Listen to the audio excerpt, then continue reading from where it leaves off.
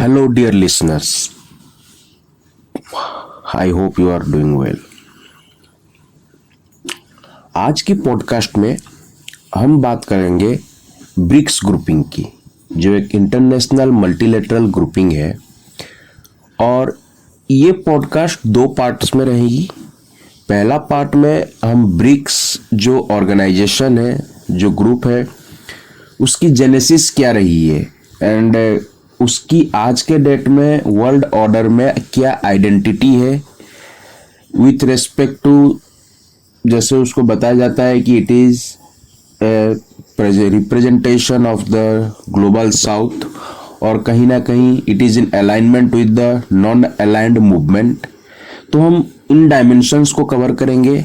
साथ ही साथ ब्रिक्स की ग्रुपिंग में जो नए मेंबर्स ऐड हुए हैं या जो नए मेंबर्स ऐड होना चाहते हैं, उनकी क्या इंटरेस्ट्स रही हैं, एंड इसमें चाइना एंड रशिया का क्या इंपॉर्टेंट रोल रहा है ब्रिक्स ग्रुपिंग को लेकर, and how China and Russia geopolitical axis is playing around the BRICS as a multilateral organisation.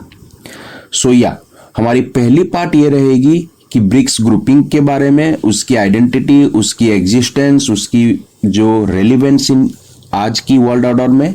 और जो दूसरी पार्ट रहेगी, it will be more oriented into the outcomes of the 15th BRICS summit 2023 जो recently south Africa में हुई है। ठीक है, सो या शुरू किया जाए। पहले तो आपको यह जानना चाहिए ब्रिक्स क्या है।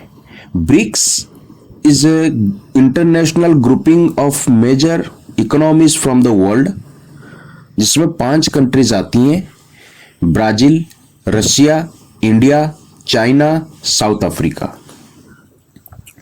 अभी रिसेंट ब्रिक्स समिट के दौरान जो नए मेंबर्स ब्रिक्स का फुल टाइम मेंबर बनने जा रहे हैं from 2024 January, they are Argentina, Egypt, Iran, Saudi Arabia, Ethiopia and UAE.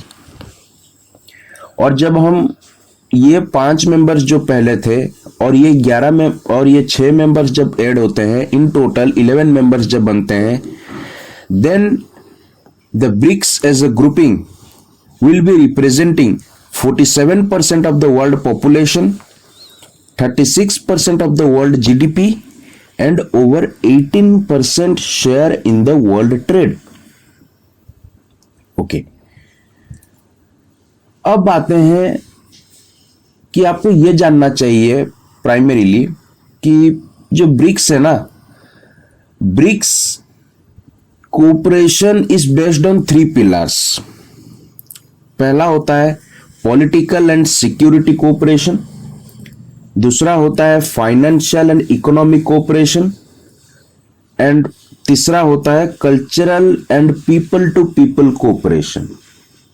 BRICS grouping के बीच मेंबर्स में जो कोऑपरेशन है, जो एक पार्टनरशिप चलती है, it is based on these 3 pillars. पहली बात। दूसरी बात यह है कि BRICS is driven by 2 basic impulses. जो बेसिक आइडियाज है ब्रिक्स को लेकर, वो 2 तरह की हैं। पहला, considerable anti US sentiment in the world. It is more and less against the US ideology. और दूसरा है, it's a platform for multipolarity where countries of the global south can express their solidarity. ठीक है, यहां पे मैं global south कहता हूं या ग्लोबल नॉर्थ कहता हूं, तो उसका मीनिंग ये है, कनोटेशन ये है, global south represents the under developed and developing economies, developing countries, और ग्लोबल नॉर्थ का मतलब है डेवलप्ड कंट्रीज। ठीक है, कहीं कहीं पे it will be referred to as first world and third world. Okay, now coming to, ये आपको एक बेसिक आइडिया दिया हमने ब्रिक्स के बारे में, जो आपको पता होनी चाहिए। So, yeah, during recent BRICS summit in South Africa 2023, Prime Minister Narendra Modi called for the BRICS to be the voice of the global South. ठीक है. He underlined India's close partnership with Africa and reaffirmed India's commitment to support Africa in its development journey under Agenda 2063. The war in Ukraine, जो Ukraine crisis चल रही है, Ukraine Russia war का, इसने एक तरफ तो वेस्ट को टुगेदर एक तरफ ले लिया है. मतलब एक तरफ पूरी west economy, east versus west जो एक चलती है राइवलरी, वेस्ट को उसने एक तरफ रख लिया है.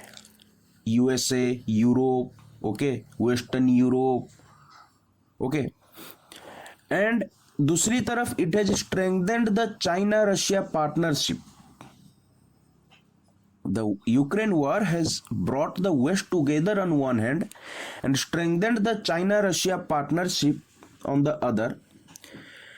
And this has turned BRICS into an aspiring bloc that can challenge the Western geopolitical view and emerge as a counterweight to Western-led fora like G7, World Bank. BRICS decisions are anonymous. जो भी decision लेते हैं सबका उसमें consensus रहता है. That is all members have to agree for any move to go ahead. Among its original members, while Russia find itself facing a united West as adversary, and China-US ties have dipped to a historic low. एक तरफ तो Russia जो waste को अपना enemy मानते हुए चल रहा है, और दूसरी तरफ चाइना यूएस की जो रिलेशन है वो आज के डेट में अपनी हिस्टोरिक लो पे है. Brazil, south Africa and India have important partners in the United states and in Europe. Okay, China is driving the expansion of the group. इस ग्रुप की एक्सपांशन में चाइना का सबसे बड़ा रोल रहा है. इसी साल ब्रिक्स ऑफिशियल्स की एक मीटिंग के बाद चाइनाज फॉरेन ऑफिस ने यह कहा था कि the membership expansion has become part of the core agenda of BRICS. The invitation to Iran whose ties with the west is strained. एक तनातनी चलती है ईरान वर्सेस वेस्ट के बीच. It seems to have a strong China Russia imprint. इसमें China और Russia का सबसे बड़ा रोल रहा है ईरान को इनवाइट करना ब्रिक्स समिट में. The fact that region rivals Saudi Arabia and Iran are part of the same grouping is in itself remarkable. सही बात है, because Saudi Arabia being a Sunni Muslim country and Iran being a Shiite country, इनके बीच एक cultural, political ideology, rivalry बहुत पहले से चली आ रही है और ये रही है. लेकिन आज वही दोनों ग्रुप आपस में एक टेबल पे एक साथ है on the backdrop of the BRICS summit. ये अपने आप में एक रिमार्केबल अचीवमेंट है. China happens to be the biggest buyer of Saudi Arabia's oil and had recently brokered a peace deal between Tehran and Riyadh. और ये crucial चीज है. चाइना ने अपने आप में खुद को एक पीस ब्रोकर, एक मीडिएटर बनाकर खड़ा किया है इन दोनों के बीच. एंड तभी China is driving the expansion of the BRICS group. While Saudi Arabia has traditionally been a US ally, it has been increasingly striking out on its own, and the BRICS membership is in line with that. For Iran and Russia, this membership is a signal to the West that they still have friends globally. Both Egypt and Ethiopia have had long-standing ties with the US too. Argentina, जहां पे economic crisis चल रही है, it will hope for the financial aid from the BRICS. ये हमने एक context आपको समझाने की कोशिश की. अलग अलग जो न्यू मेंबर्स ऐड हुए हैं, इनकी क्या रही है dynamics with respect to the BRICS member. criteria for admission need not be unduly rigorous. Okay, the Mexico, Nigeria, Indonesia from 3 continents should be welcomed. इनको तो वेलकम करना चाहिए, as should others. I think to the best of my knowledge around 22-23 countries are willing to join the BRICS grouping. Although initially seen as an economic construct, fast growing emerging economies, either producer or importers of commodities, the process of expansion seems to be following a more political line. देखा जाए तो BRICS grouping की जो शुरुआत थी, motive थी as an international economic major emerging economic grouping, आज के डेट में धीरे धीरे ये जो एक्सपांशन है it is based on more political interests. For its part the west should welcome more voices being heard with respect, which the move from G7 to G20 also represents. अगर देखा जाए तो वेस्ट को और countries की भी interests को respectively सुनना चाहिए, वेलकम करना चाहिए. और यही चीज G7 से होते हुए G20 तक की जो डिस्टेंस रही है इसको रिफ्लेक्ट करती है. Whatever the constellation of multinational groupings, the effort should be towards more consensus. वो चाहे ending the war in Ukraine हो या फिर to deal more effectively with the climate change. अब एक सवाल मेरे जहन में आ रहा है, what about expanding the BRICS membership that has emerged at the top of the immediate agenda of the forum. BRICS membership expansion अपने आप में एक बहुत बड़ा एजेंडा बन चुका है ब्रिक्स फोरम का. Does not widespread interest in joining BRICS reveal its greater relevance to world affairs today? ये कुछ सवाल हैं जो वर्ल्ड पॉलिटिक्स में भी चल रही हैं और मेरे जहन में भी आ रही हैं. मगर देखा जाए numbers alone alas don't increase the effectiveness of an organization. सिर्फ आप नंबर बढ़ा देने से ऑर्गेनाइजेशन की एफिशिएंसी इफेक्टिवनेस नहीं बढ़ जाती. Bigger numbers are more likely to undermine the coherence of any group. The larger the membership, the smaller the least common political denominator. आप जितना बड़ा मेंबरशिप करोगे उतनी छोटी आपकी पॉलिटिकल कंसेंसस रहेगी. ठीक है. Having more members will also lead to the challenge of managing a large number of bilateral differences. और इसका हम एग्जाम्पल देते हैं. The tension between India and Pakistan, for example, have long limited the effectiveness of SAARC grouping, South Asian Association for Regional Cooperation. 2016 के बाद से SAARC की summit नहीं हो पाती हैं और इसके पीछे इंडिया पाकिस्तान की रिलेशंस एक वजह मानी जाएगी. The Shanghai Cooperation Organization has struggled to manage India-Pakistan and India-China differences. The conflict between India and China has also already cast a shadow over the BRICS grouping.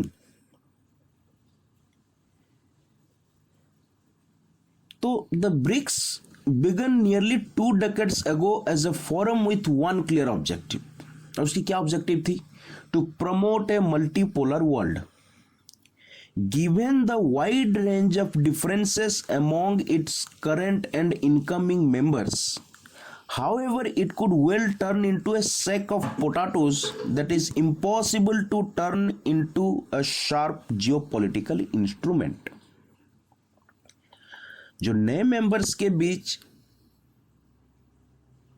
खुद की अपनी डिफरेंसेस रही हैं, हो सकता है ये शायद अपने आप में एक जियोपॉलिटिकल इंस्ट्रूमेंट बन जाए ब्रिक्स ग्रुपिंग के लिए. मतलब जो इनकी प्राइमरी ऑब्जेक्टिव थी to promote the multipolar world, वहां से ये एक शिफ्ट कर जाए अपने आप को एक जियोपॉलिटिकल इंस्ट्रूमेंट बनाने में. China might have had its wish for expansion granted, but the results could be very different from Beijing's expectations. Many present and new members have strong ties to the West. and are unlikely to toe the Chinese line. Meanwhile, one major impact of the BRICS brand is already here, और वो क्या है? The growing recognition in the West that it must end the prolonged political neglect of the global South.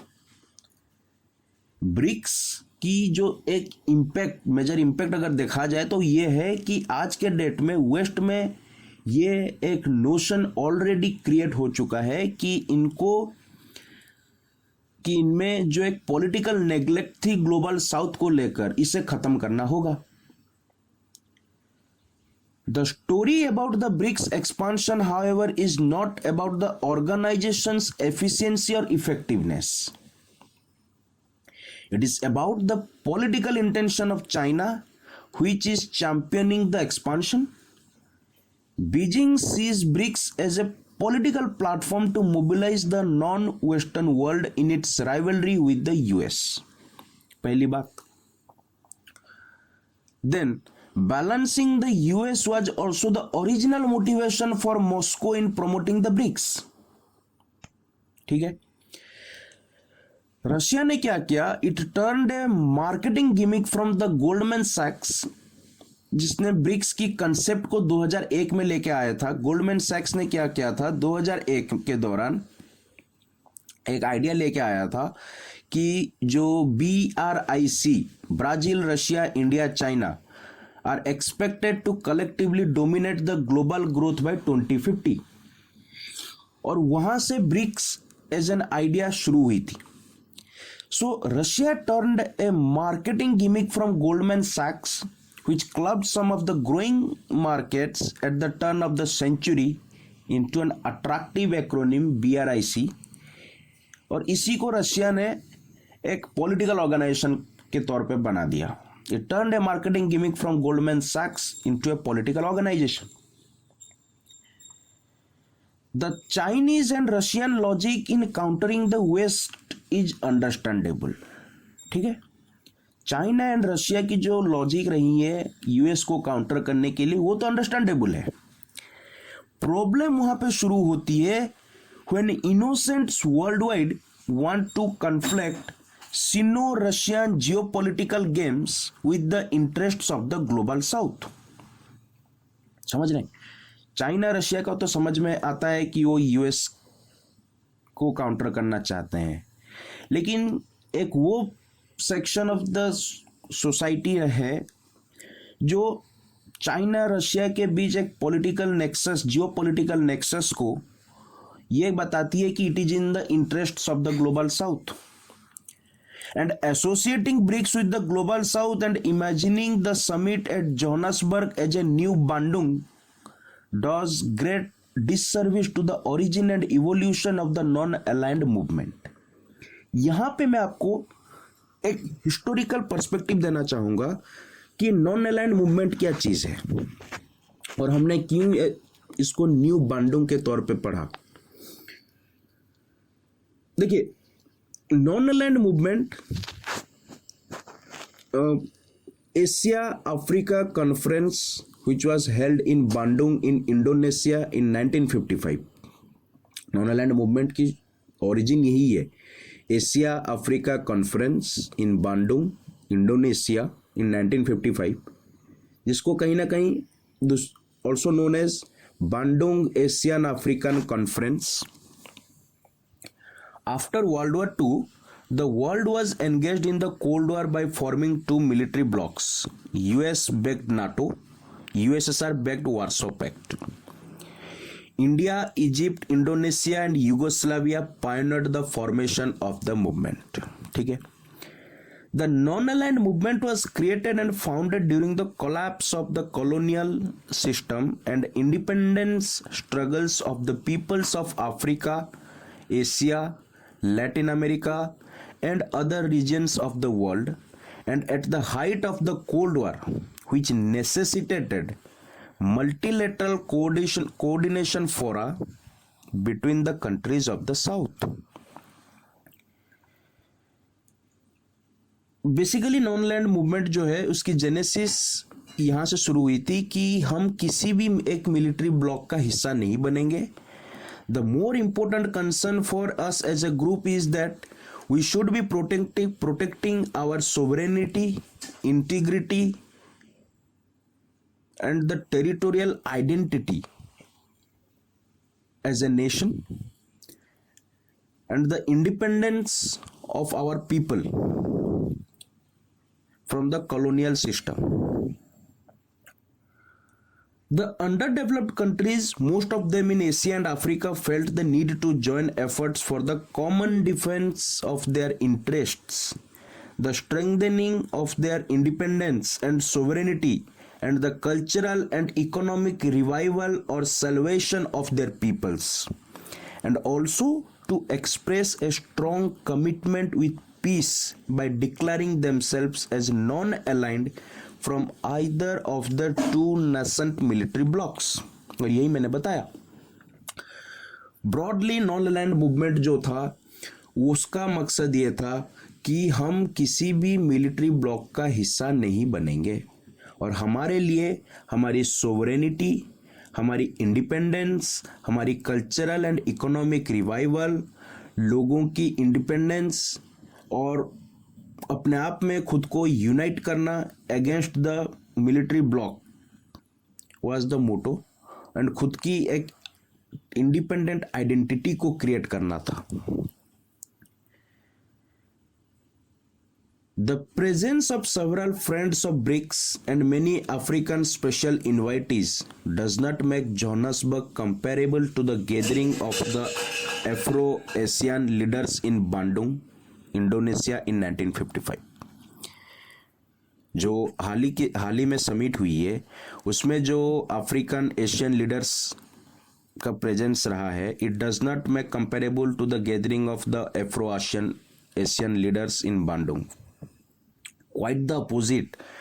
One of the principal objectives of the Bandung movement that morphed into non-aligned movement, NAM, eventually was to stay away from the rivalrous power blocks.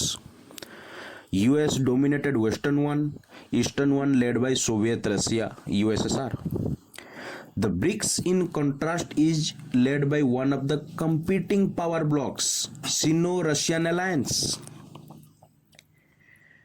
और इसका evidence क्या है?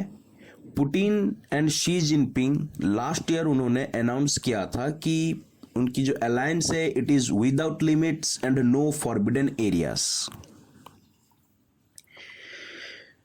Beijing and Moscow want to squeeze the BRICS which began as a forum to limit the dangers of the unipolar movement and promote a multipolar world. And it want to squeeze the BRICS into a bipolar confrontation with the West. शुरू तो हुई थी कि it against unipolar movement के खिलाफ and promote multipolar world, लेकिन आज के डेट में ये एक बाइपोलर कन्फ्रंटेशन बन के रह गई है. The global south had a different history. If NAM was about avoiding east west rivalry, the global south addressed the contradictions between the developing countries and the developed world, या फिर इसको हम कह सकते हैं ग्लोबल नॉर्थ. हमने बताई थी शुरू में. But today China is the world second largest economy and it's capital has made great strides in penetrating the global south. China आज के डेट में सेकेंड लार्जेस्ट इकोनॉमी है और उसकी जो पूंजी है कहीं अंदर तक ग्लोबल साउथ का हिस्सा बन चुकी है. ये जो क्लेम है कि Chinese capital is more altruistic than western capital, यानी इसका मतलब यह है कि चाइना का जो कैपिटल है, उनकी जो पूंजी है, it is showing the wish to help and bring advantage to others, लेकिन ये कहीं ना कहीं खुद के लिए डिसएडवांटेज हो सकता है. समझ रहे हो? जो क्लेम है चाइना का कि Chinese capital is more altruistic than western capital, या फिर yuan dominated world economy would be more favourable than the dollar denominated economy, it does not stand out any scrutiny. Some in the developing world argue that China's rough and ready neo-colonialism is worse than Western imperialism, tempered over the centuries. समझ रहे हैं? कुछ लोगों का यह भी मानना है डेवलपिंग वर्ल्ड में कि जो चाइना की rough and ready new colonialism policy है रही है, मैं ना इसको इस तरह से भी देखता हूं, जो चाइना की string of the pearl policy है, उसकी जो सलामी स्लाइसिंग टेक्निक रही है, जो कैबेज स्ट्रेटेजी रही है, ये भी चाइना की जो न्यू कॉलोनियलिज्म है ना, उसी का एक एलिमेंट है।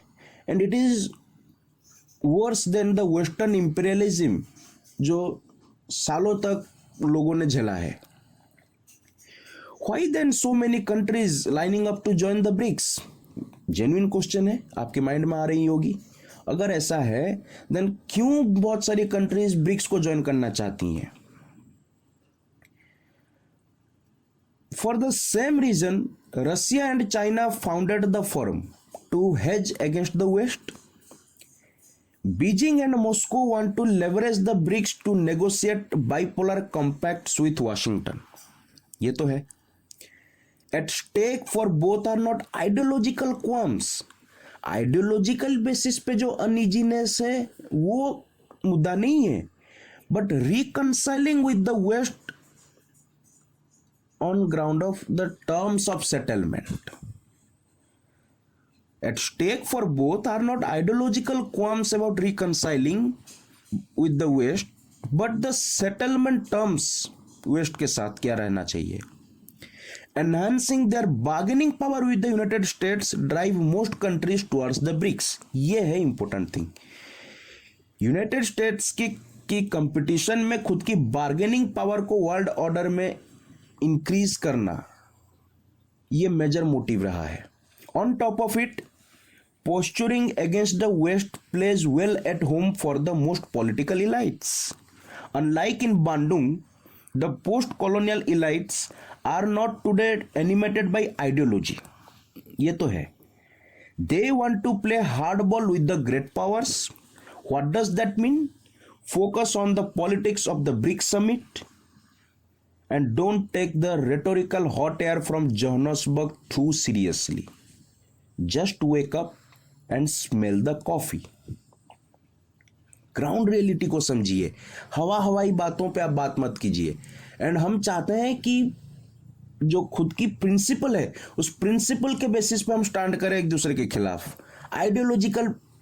आइडियोलॉजिकल क्रॉस लाइंस नहीं रहनी चाहिए। ठीक है, ये है ब्रिक्स क्यों ज्वाइन करना चाहते हैं ये लोग। The important question in the end is whether China and Russia can turn the BRICS into a credible anti-Western forum. ये भी एक सवाल बनता है फिर। Winning is everything in world politics. On that score, the prognosis is mixed. कुछ भी कह नहीं सकते हैं। लेकिन the gain for Xi Jinping and Putin on the African battlefield, however, pale in comparison to the losses in the war with the West closer home। ये बात है। अफ्रीका में अगर जो गेन शी एंड पुतिन चाहते हैं, ये कहीं ना कहीं फीका पड़ जाता है जो लॉस यूक्रेन वार के चलते हो रही है। इन February 2022, when China and Russia announced their alliance without limits, it looked like they were unstoppable. They appeared well placed to deliver the final blow against the Western dominance of the world. Since then, Russia has been locked in a prolonged and unwinnable war against the Ukraine, is isolated from its natural partners in Western Europe, and faces heavy international sanctions. Last February, the world waited with bated breath for China to end its zero COVID policy. लोगों ने ये माना था कि China अपनी जो intensity of zero Covid policy है इसको थोड़ी रिड्यूस करेगी and storm the world with the renewed growth, because कहीं ना कहीं China and India drives the major world growth as being part of a emerging market developing economy. With China disappointing the world with its sputtering economy, slowdown जो Chinese economy के चलते हो रही थी और वहाँ से जो पीपल्स की फेथ है उसकी इकोनॉमी पर, वो अपने आप में लॉस होती दिख रही थी. The people's faith in the Chinese economy started losing, and it came out with a lot of confusion in the Chinese economy. So the China disappointing the world with its sputtering economy, the international focus is on several structural challenges, including debt, demographic decline, the decoupling from the West, that Chinese policy makers confront. और इन्हीं चीज़ों को Chinese की जो policy makers हैं आज इन्हीं चीज़ों को फेस कर रहे हैं, इन्हीं सिचुएशन के साथ डील कर रहे हैं. Meanwhile, the US, which was supposed to be in terminal decline, has bounced back on economic and political fronts. हमने एक सवाल लिए था कि क्या चाइना एंड रशिया ब्रिक्स को एक क्रेडिबल एंटी वेस्टर्न फोरम बना देंगे. But the ground reality is China आज खुद स्ट्रगल कर रहा है अपनी इकोनॉमी को स्टेबल करने में. वहीं पे यूएस, जिसकी कहीं ना कहीं एक डिक्लाइन हो चुकी थी अपने आप में as a power after the backout from the Afghanistan,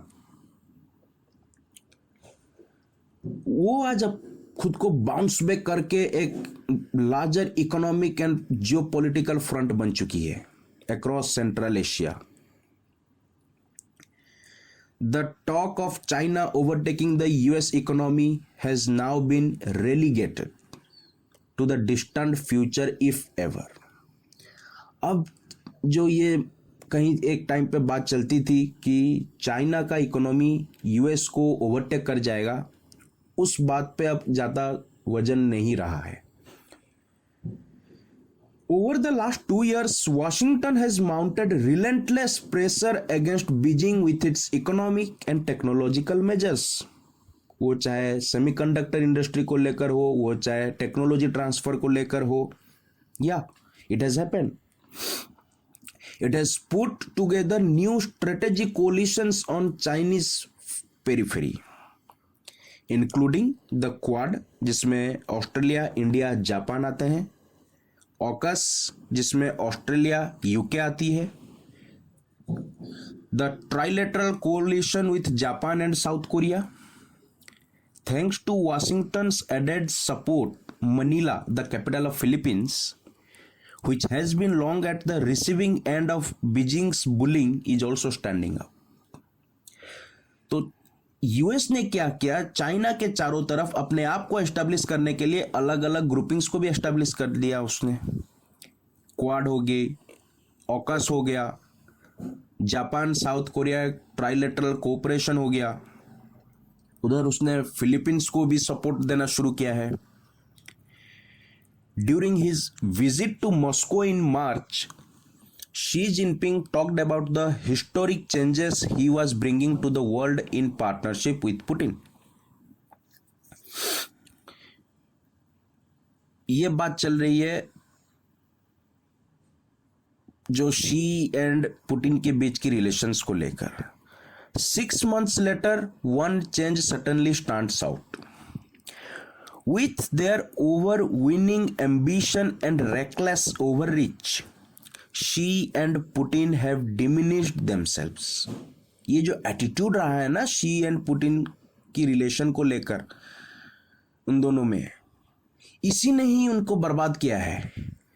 One needs extraordinary faith to believe that Xi and Putin, who put their well-placed nations on the defensive and helped US reinvent itself in Eurasia, will lead the pilgrims of the global south to the long awaited deliverance from the evil west. आज के दौर पे Xi Jinping and Vladimir Putin के बीच जो एक relation रही है and एक over ambitious recklessly territorial expansion unilateral war against a particular territory जो रही है इनकी रिलेशंस, ये अपने आप में एक डाउट क्रिएट करता है इन दोनों पे बिलीव करने के लिए। और यही कहीं ना कहीं यूएस को अपने आप को री इन्वेंट करने में हेल्प किया इन यूरेशिया रीजन, जहां से वो बैकआउट कर चुकी थी। अगस्त नवंबर 2021 तालिबान ने यूएस को अफगानिस्तान के टेरिटरी से हटा दिया।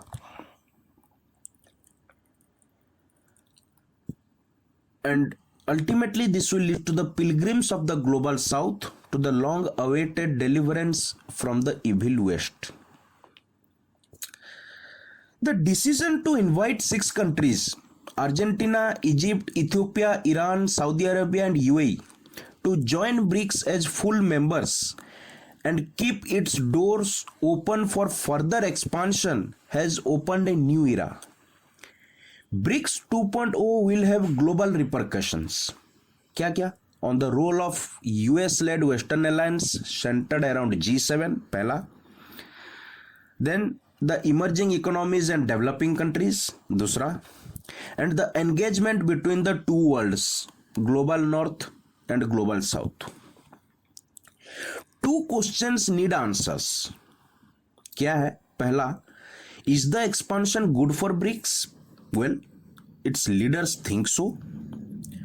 The new BRICS will have more political clout.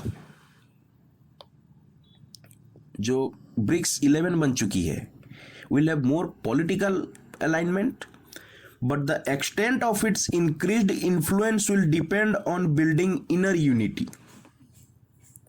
और जो दूसरा सवाल है, Why were these 6 countries chosen?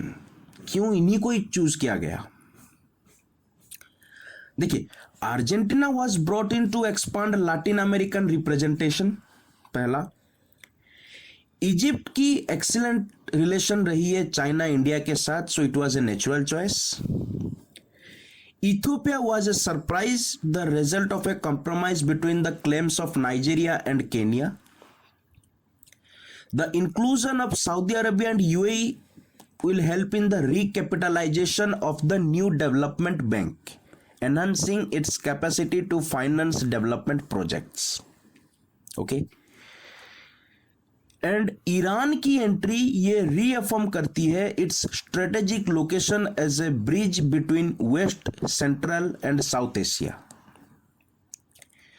So the BRICS 2.0 will also have 6 of the top 10 oil producing countries of Saudi Arabia, Russia, China, UAE, Brazil and Iran. A definite global power shift and one not defined by the West. ये important है।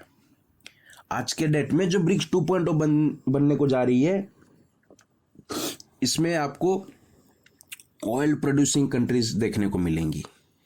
और वो कौन कौन से हैं? And ये अपने आप में ग्लोबल पावर है। Saudi Arabia, Russia, China, UAE, Brazil, Iran. The question of a common BRICS currency also dominated the pre summit headlines, despite the BRICS itself not seeking to create it. Both UNSC membership and local currency trade are welcome to India. One important thing was that BRICS reiterated G20, जो India आने वाले दिनों में जिसकी presidency के तहत summit conduct करने जा रही है in New Delhi. BRICS reiterated G20 as a premier multilateral forum for international economic and financial cooperation. China and Russia conveyed their support for the successful hosting of successive G20 presidencies by India, Brazil and South Africa. खैर, after COVID, Galwan and Ukraine, BRICS faces a changed world in which its two members, Russia and China, which are heavily involved in confrontation with the US-led West. The other BRICS members do have differences with the existing global order, but they prefer reform through dialogues. As the 6 new members join BRICS, these inner dynamics will evolve further. ये बात तो है, जैसे जैसे जो नए members add हो रहे हैं, ब्रिक्स एज ए ग्रुपिंग के अंदर अपने आप में नई नई डायनामिज्म आती जाएंगी. India will have a seminal but challenging role given its growing cooperation with the West on the one hand and its active articulation and pursuit of interests of the global south on the other. Lastly, BRICS expansion India के लिए क्या मायने रखता है? If India's presence at the recent G7 summit in Hiroshima, where Prime Minister Narendra Modi also participated in an informal Quad summit, was seen as a sign of New Delhi's US tilt, it continues to attach the importance to the anti-West BRICS also. India is also part of the Shanghai Cooperation Organization, SCO, and despite problems, it has relations with Russia, with China. Shanghai Cooperation Organization का भी India हिस्सा है और कुछ problems होने के बावजूद भी इंडिया ने एक अच्छी रिलेशन मेंटेन की हुई है रशिया एंड चाइना के साथ. जिस तरह प्रधानमंत्री G7 समिट के दौरान क्वाड समिट को भी एड्रेस करते हैं, उसी तरह ब्रिक्स एक्सपांशन को एक एंटी वेस्ट पिक्चर के तौर पे भी देखा जाता है. और ये इंडिया के लिए इसका मायने है कि आप एंटी वेस्ट एलाइड पावर्स के साथ खड़े हैं. While China does want BRICS to be an anti-Western group, China तो चाहता है ब्रिक्स एक एंटी वेस्टर्न ग्रुप बने. But the Indian view is that it is a non-Western group and should stay that way. Clear है? China तो चाहता है इसे एंटी वेस्टर्न ग्रुप बनाने के लिए, लेकिन इंडिया ये कहता है कि ये एक नॉन वेस्टर्न ग्रुप है और ये ऐसा ही रहना चाहिए. With new members, the concerns have been raised that the group could become more pro-China and sideline New Delhi's voice and interests. आखिरकार प्रधानमंत्री जी ने जो रिसेंट ब्रिक्स समिट में ये कहा कि जो ब्रिक्स है उसकी ग्रुप को एज ए ब्रिक्स ग्रुपिंग को और मजबूत बनाने के लिए हमें 5 चीजों पे ध्यान देनी होगी, जिसमें बी का मतलब है ब्रेकिंग द बैरियर्स, आर का मतलब है रिवाइटलाइजिंग द इकोनॉमीज, आई का मतलब है inspiring innovation, C for creating opportunities, and S for shaping the future. So this was all about BRICS group as an its identity, उसकी genesis, उसकी relevance और उसकी अलग अलग dimensions and the context. So that's it for today's podcast. In coming podcast, we will be looking into the Johannesburg Declaration, which was adopted during the 15th BRICS Summit in 2023. And what are the outcomes of that summit? हम उस पर बात करेंगे. So yeah, thank you.